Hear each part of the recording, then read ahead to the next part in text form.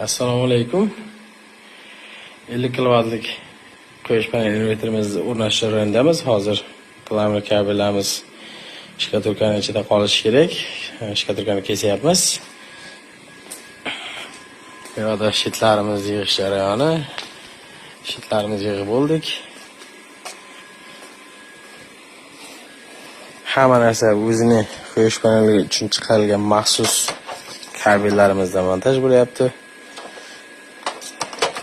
DC perdaxantlar o'zib DC avtomatlarimiz, inverterimizdan chiqib tarmoqlar ulanish uchun 160 ta kuch fazali avtomatlarimiz.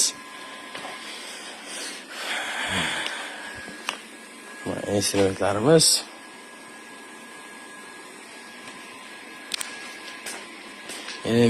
Inverterimiz sal kech qolyapti kelishga. Ish jarayonini kuzatib boringizlar. Bitgandan keyin davomini videoga olaveramiz. Hammaga rahmat hozircha.